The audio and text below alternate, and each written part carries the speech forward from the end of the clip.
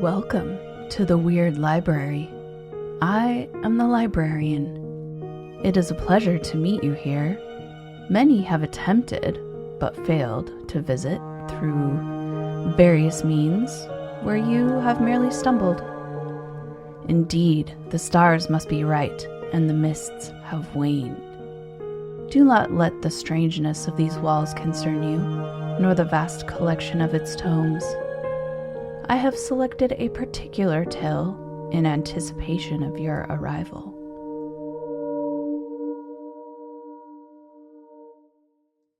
Maybe the Stars by Samantha Henderson, narrated by Cheryl Hartman. Little Useless had succeeded, mostly, in forgetting where she came from before she worked for Damar's crew on Midnight's Lady. Sometimes she had a flash of memory where she was somewhere quite different, where the light wasn't a blinding glare off choppy water, where the ground was still under her feet and there wasn't the constant hum of engines and smell of salt water and diesel. Sometimes she dreamed that her belly was full and someone stroked her back gently as she slept. She drove such thoughts away. Remembering too much could break her heart. And they were probably stolen memories anyway, culled from stories she overheard the crew telling each other, or from conversations, half heard, between the passengers that Damar called money bags and sometimes hauled from shore to shore in absence of profitable cargo.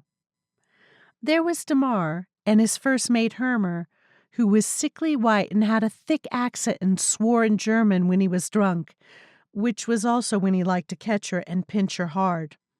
She didn't bother learning other names. There was the skinny man with the hat, and the fat man with the hat, and the cook who was kind to her and snuck her food until he died from an infected gunshot. She avoided them all when she could.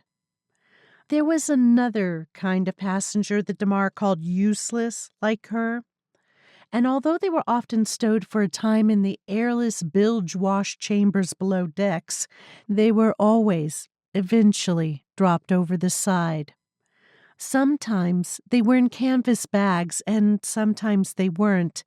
And when they weren't, Little Useless could see their faces, pale and waxy beneath the skin of water, as they dropped down and down into the green darkness beneath. She wondered if Damar would do the same to her one day. He threatened to often enough, especially when he saw her eat, so she never ate in front of the others if she could help it. There was a strange passenger now, not in the cabins or the tiny cells, but in the hold, in the big reinforced cage deep inside Midnight's Lady's iron and steel bows that was sometimes used when a man got drunk and nasty. Midnight's Lady met a small vessel with one lone ghost light burning at its prow.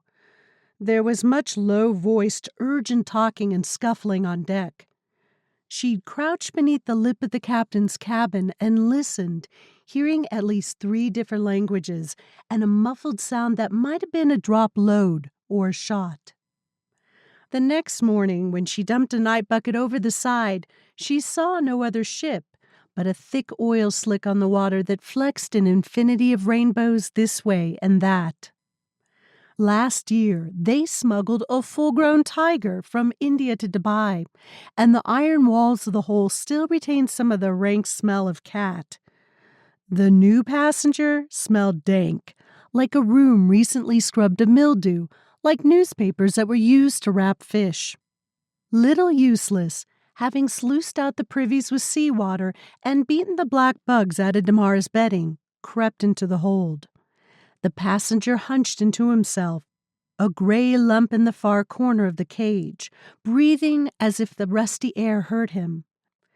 She crept closer, while the smell of fish ripened until her nose almost touched the corroded surface of the bars.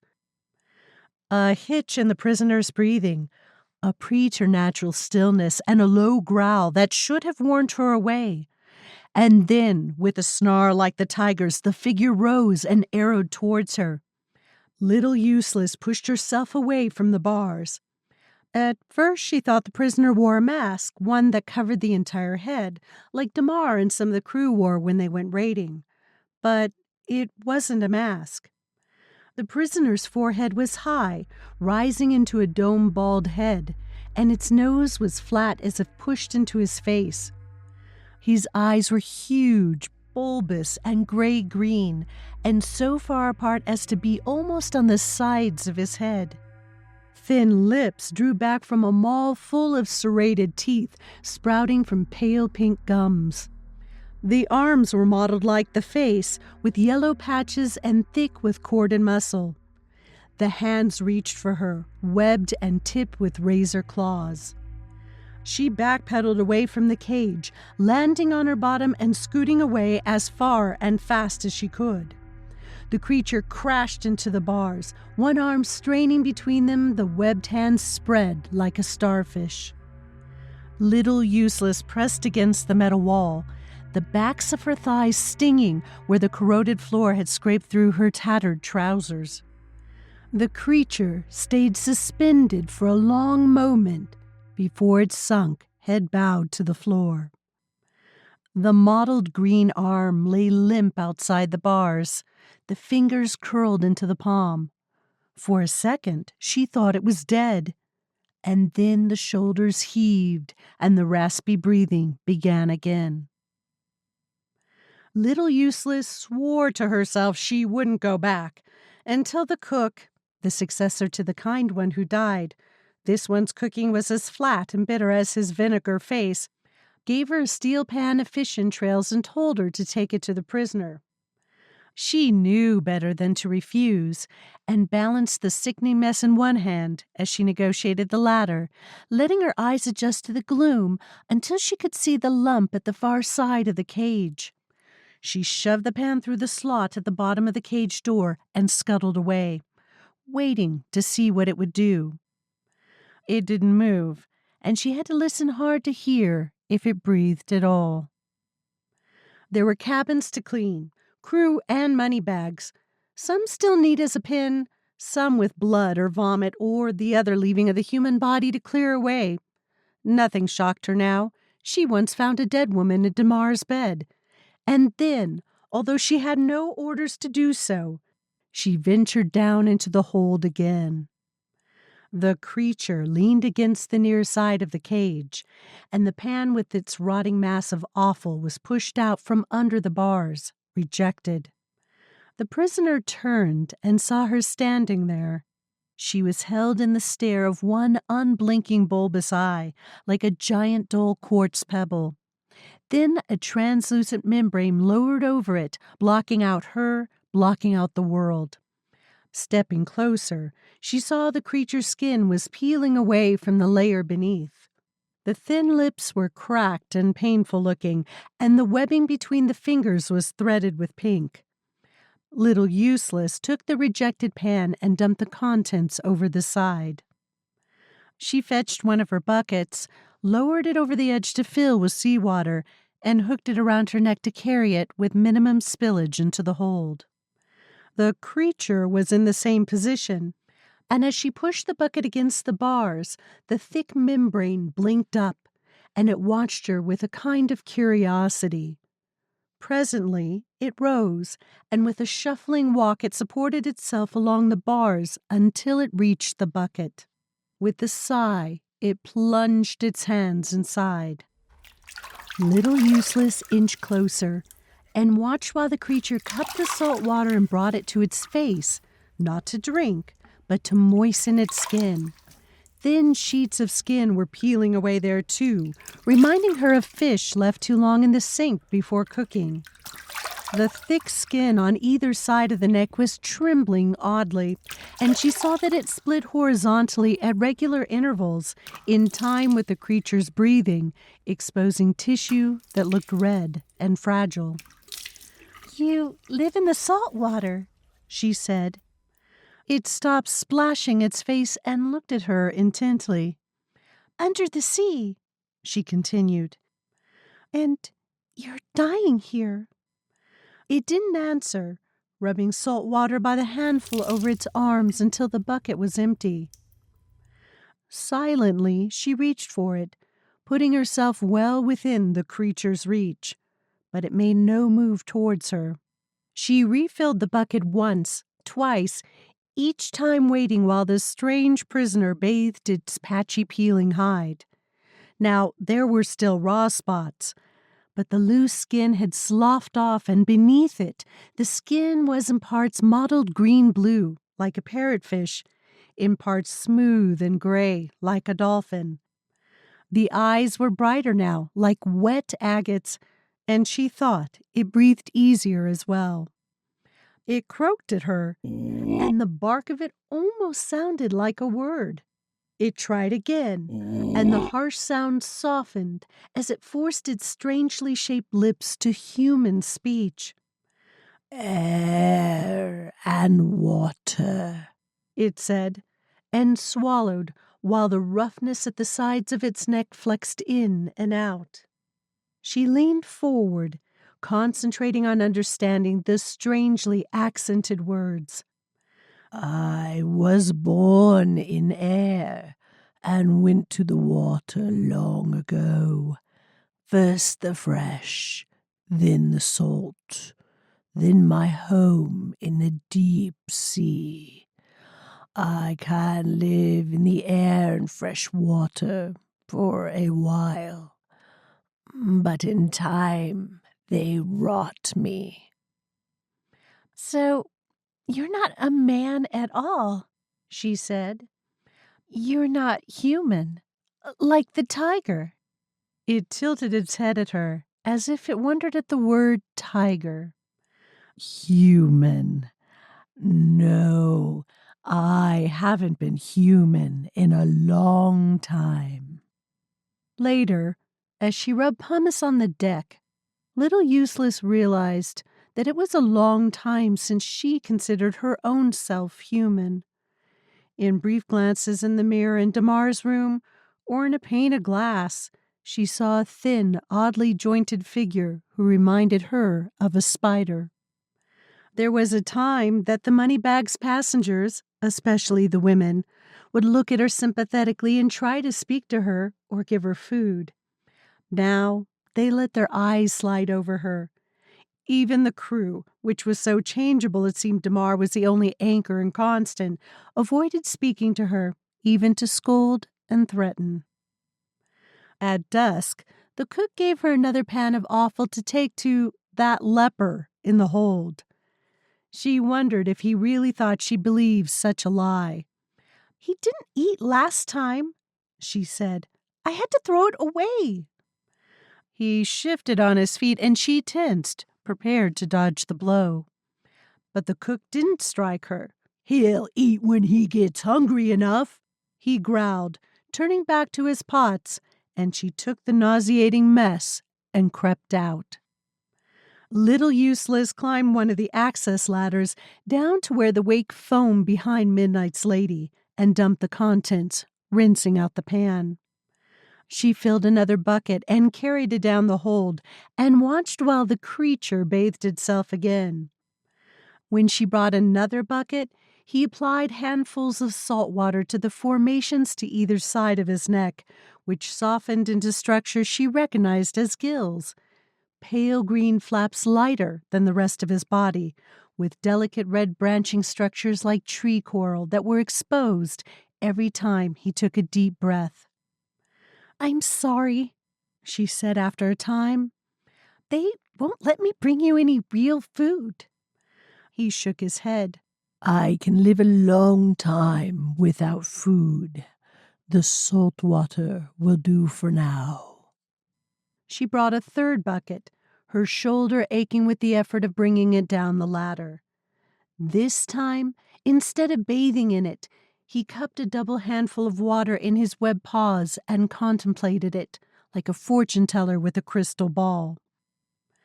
"What are you?" she ventured. He raised his inhuman head and contemplated her with unblinking eyes. Looking back, she saw that now they were not simply blank agates, but that they had pupils, elongated vertical rectangles of deep gold yellow lined with black. They flexed inwards and outwards as he stared at her. "I am not your kind, as you know," he rasped. "My people live beneath the sea, although some of us begin as humans, born of a human mother or father on land." He looked back at the water in his hands. "Then we return to our home, to Yadari, Yagoreth, Yith of the shell-black waters, Gormingi of the infinite maze, Sabarsi, where the mad gods speak from the crack in the ocean floor, Pa'ai, where the water is so clear you can see the stars we came from, 2 miles to the surface and infinite reaches beyond." He spoke as if he could see them in the pool in his hands, as if he could show her. She wished she could. "What is your name?" she asked, although she had always avoided knowing names if she could help it. "Your mouth couldn't form my everyday name. If you wish, you can call me Puck. They called me that when I was on the land." He didn't ask for her name, and she wondered if it was rude, where he came from, in those cities beneath the sea when mad gods spoke and you could see the sky. Or perhaps if they identified their own by what they were, not what they were called. Pock was looking at her again, his eyes with their golden centers slightly luminous in the gloom. "What becomes of you, small human, when you are grown enough for the others to take notice of you?" Little Useless shivered, a long shuddering sigh that left her cold all over, even in the fug of the hold. "I'll die before then, if I'm lucky," she said. "You remind me of a human child I saw many years ago," said Pock. "More than 100 years after I became as I am. I found a flow of sweet water slicing into the sea that intrigued me. At that time, my body did not need the salt so much, and I followed the sweet water upland for miles to a lake that had pooled in the hollow body of a volcano." He carefully poured the water back in the bucket. "I stayed there for a time. It was peaceful. Men lived nearby, but I stayed to the depths of the lake. The bowls of the volcano still stirred beneath, and the voices of the gods were different there. Until I heard a sound I remembered from my childhood on land, the sound of guns, and a wailing of a people in despair, as when men brought their weapons to bear on Yahatle. I smelled the blood threading the water, and because I was young and curious, I swam up to the shore to see. There were bodies floating in the water, men and women both, torn apart by the guns I had heard. It is the fate of men to die, so I watched with curiosity, but no grief. Until I had anchored myself at the base of the reeds beside an outcrop of land. A child, a girl child, broke the battered surface above me." Pock stirred the water in the bucket with the tip of one claw. "She was trying to escape, and in her desperation she saw me. I don't know how. The water was churned with silt and blood, and human eyes are not made to see well under the surface. But somehow she did see me, lurking in the reeds. And although the sight of me must have been terrifying, she reached out and tried to swim down to me. And although humans are nothing to me, for some reason I reached out to her. I almost had her when her eyes bulged and a great froth of blood and bubbles burst from her chest. One of the men on land had shot her as she swam. I took her in my arms, but she was already dead. What did you do? Little Useless was squatting on her heels now, leaning close enough for Pock to twist her head off if he cared to. He made a gesture that was much like a human shrug. What could I do? Matters of human vengeance are none of mine. I took the body, that it might not be desecrated, into the deep waters of Mother Sea, and I ate it with compassion. Little Useless shivered again, another kind of shiver. That evening, the sour-faced cook caught her and set her to peeling potatoes. And as she cut off the gritty, slick strips of peel, she mouthed the names of Pock's cities: Yadari, Gormangi, Pa'ai. When she brought Pock his water next, she noticed his skin was losing its luster, not quite peeling away as before, but it looked dry and his eyes weren't so bright. You'll die if you don't get back into the water, she told him. In answer, he held out something to her, balanced in the palm of his frog-like paws. Something round and lustrous, and she wondered where he had hid it so Damar didn't find it. He nodded at her to take it, and she did, the tips of her finger brushing his hand. His skin felt smooth, maybe a little damp, but not slimy. The sphere fit into the hollow of her hand with a satisfying weight that belied its size.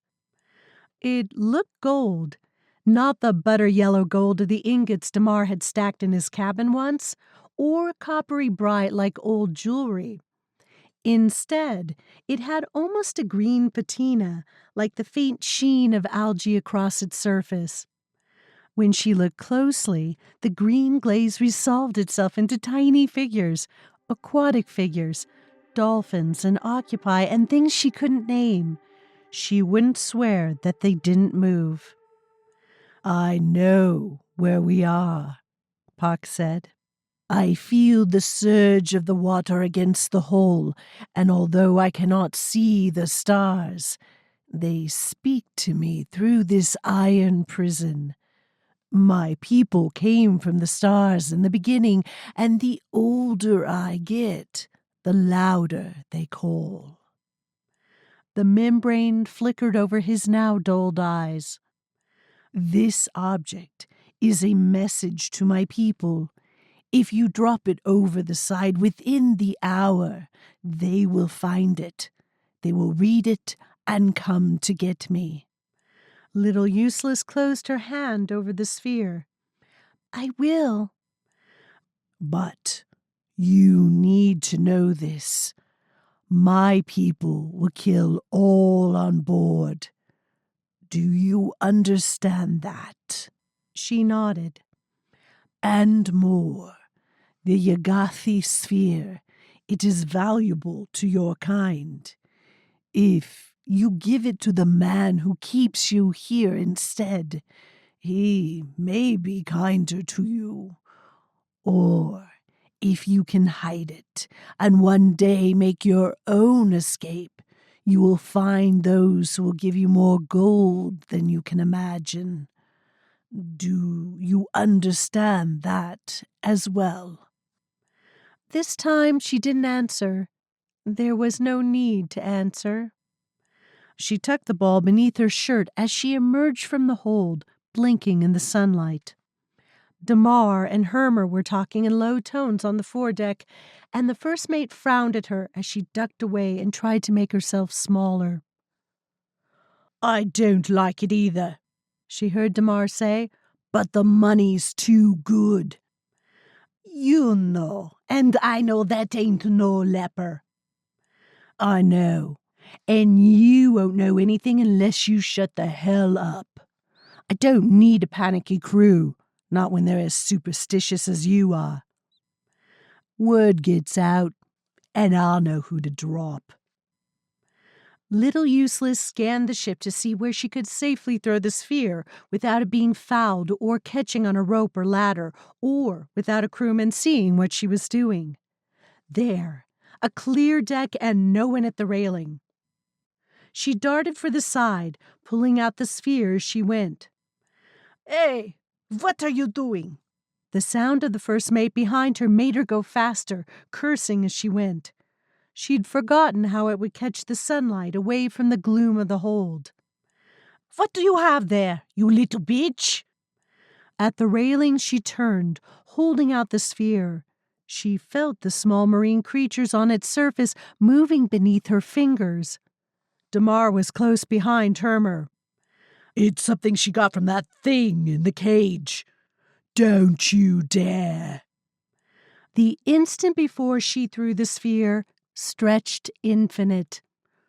Hermer, his face cherry red, charged at her so slowly, flecks of spittle flying from his wide mouth. She could study him as he took forever to move 1 foot, 2 feet closer, gulping like a fish, one fist balling higher and higher in the air beside his ear now.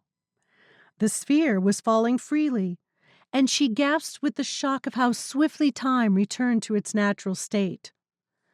Hermer was on her like a bull, slamming her into the deck. The breath was knocked out of her, and she felt the sickening crumple of a rib. She gasped for breath and saw the green gold ball falling past the railing, fast, but not fast enough as Hermer reached for it, close enough to graze it with his fat fingers.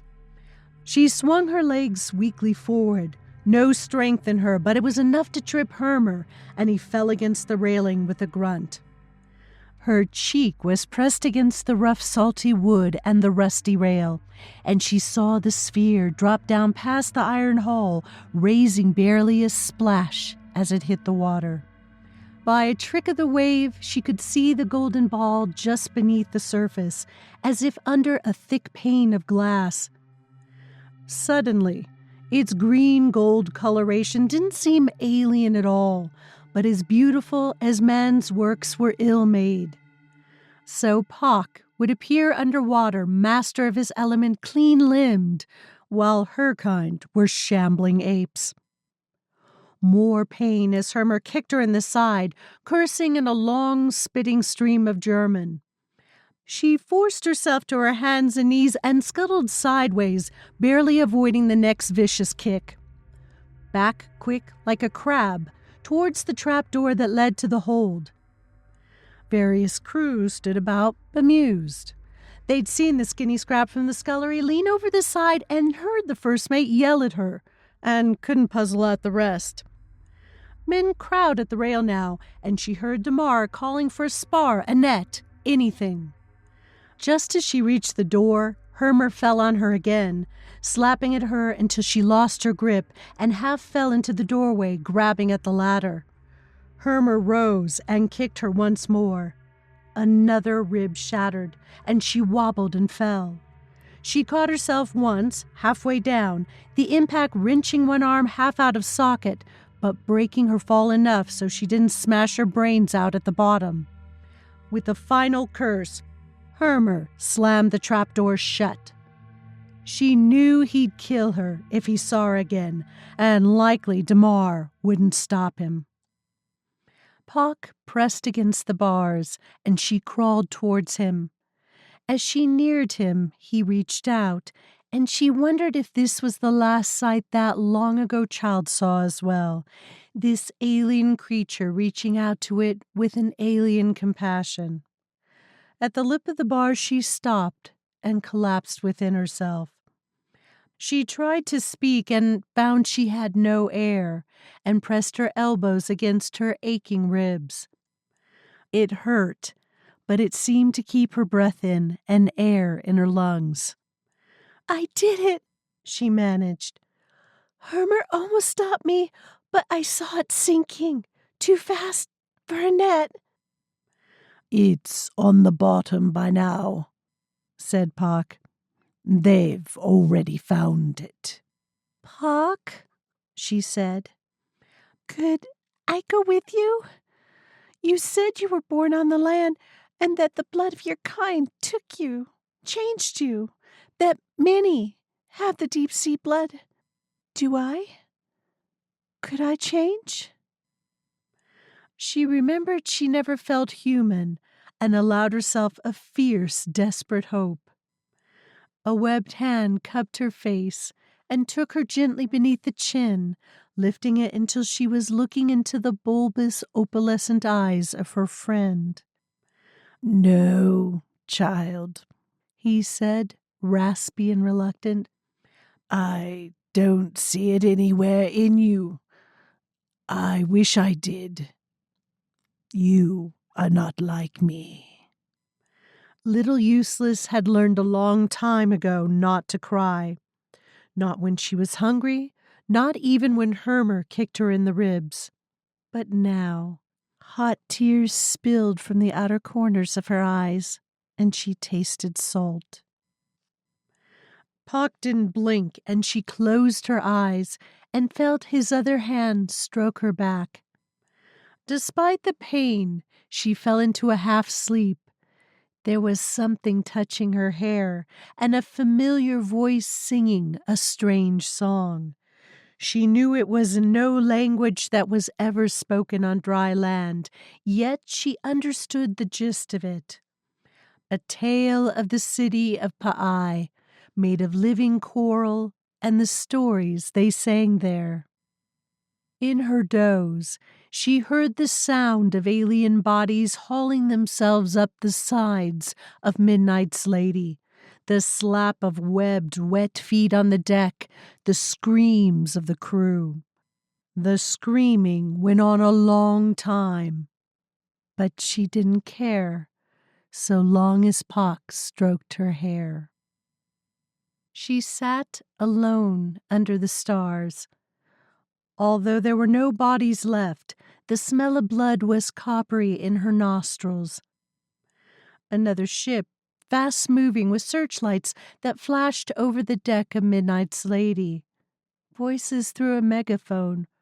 Grapples over the side, and the ship lurched as it was made fast. Someone speaking next to her, fast and anxious.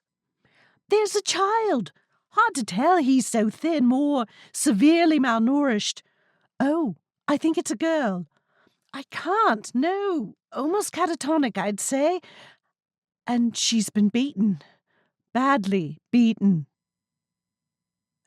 Pock, please take me with you. Don't leave me. Child, I can't. You'll die in the sea. You're not our kind. I can't change that. I know that. I'd rather come with you and die than stay here, than be on land, than be a human anymore. A deep, raspy sigh, and a webbed hand taking hers, opening it and pressing something into her palm. To remember, or to sell, if you will. Try to live, try to prosper, and if you can't, he swallowed, making a sound like a croak. Come to the sea again. I will know where you are, and although you cannot live beneath the surface, I will take you. Do you promise? I promise. Men moved over the deck, different men, all dressed alike with an air of brisk efficiency. There were women, too. One kneeled beside her, her long, slim fingers so different from Pock's on her wrist. The woman spoke to her, softly and carefully. She paid no attention. The sky was purple with coming night, and she could see Venus bright on the horizon. Here and there were glittering pinpricks, the stars coming out one by one. What was it Pock had said? He knew where they were by the stars. His kind had come from the sky, from star matter, and the vastness between the stars and the bottom of the sea were one and the same to them. If you held your breath, if you sank deep enough into the water and stayed there, just as your vision blacked out, it would explode into a million glittering stars. She looked down at her free hand and saw for the first time what Pock had left her. Like the green gold sphere, but smaller. Tiny marine carvings moved across it like brine worms. There was always the sea, and if not the sea, then maybe the stars.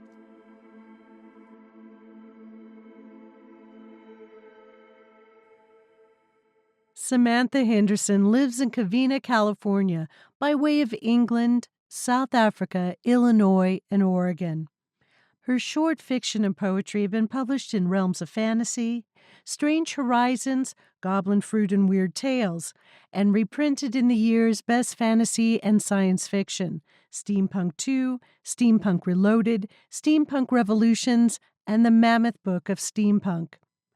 She is a co-winner of the 2010 Riesling Award for Speculative Poetry and is the author of the Forgotten Realms novel, Dawnbringer.